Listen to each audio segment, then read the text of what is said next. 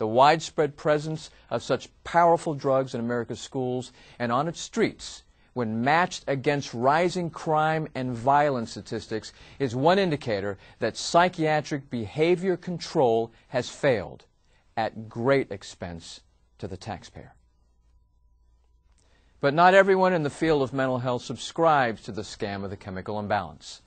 Biopsychologist Elliot S. Valenstein, Ph.D., states, "There is no test available for assessing the chemical status of a living person's brain.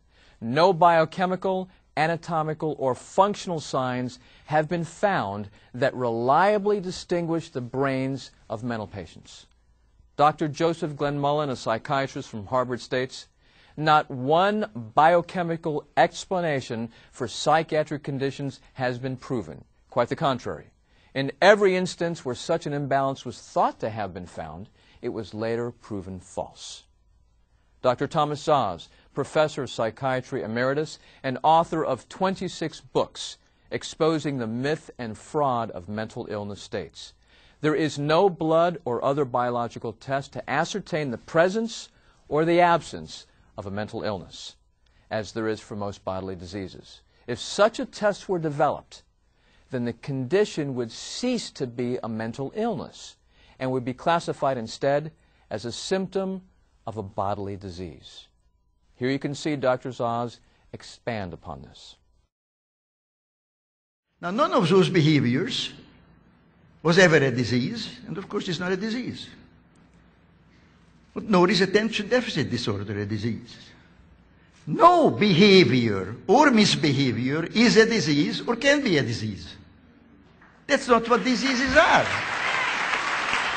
So it doesn't matter how a child behaves. There is nothing to examine. If he's sick, then there must be some objective science to it, which can be diagnosed by physicians and objective tests. As soon as you go to a doctor, they take a lot of blood and take x-rays. They don't want to hear how you behave. When I went to medical school 60 years ago, there were only a handful of mental diseases. I think there were no more than 6 or 7. Now there are more than 300. And new ones are, quotes, discovered every day. Labeling a child as mentally ill is stigmatization, not diagnosis. Giving a child a psychiatric drug is poisoning, not treatment.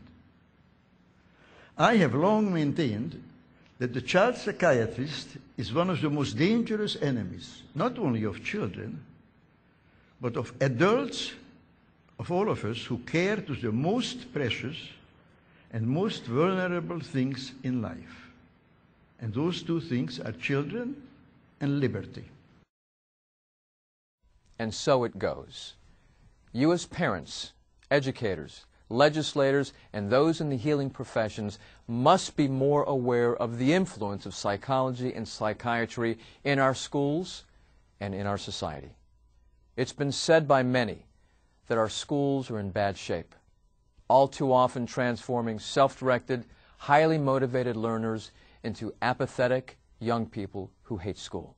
The result? Increasing illiteracy, low academic standards and performance, and emotional and behavioral problems. Something is at work, creating this in our schools, something behind what comes to mind for most parents who, watching the evening news, see only the surface evils of sexual predators, gang violence, or hoodlums selling illicit drugs in the corner of the schoolyard.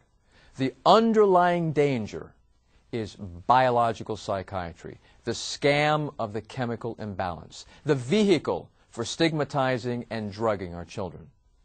The systematic killing of a child's love of learning creates problems that last a lifetime.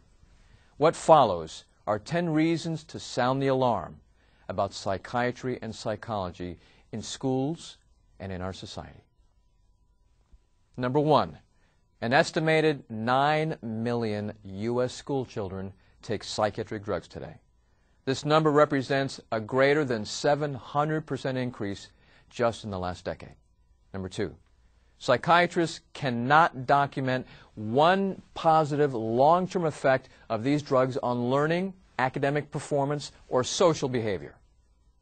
Number 3, parents and schools are inundated with incomplete, misleading, and false information about psychiatric diagnoses and psychiatric drugs. The psychiatric diagnoses for which these drugs are prescribed, including attention deficit hyperactivity disorder, or ADHD, have not been scientifically validated as real diseases. Number 4, with psychiatrists at the marketing forefront, 90% of the world's methylphenidate production, better known as Ritalin, is consumed in the United States, mostly by school children. Number 5, school personnel pressure parents to have their children evaluated and placed on psychiatric drugs.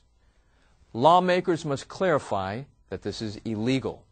Parents should know that such psychiatric coercion should be barred from their children's schools. Number 6, psychiatric drugs harm young bodies, including cardiovascular, endocrine, respiratory, and central nervous systems.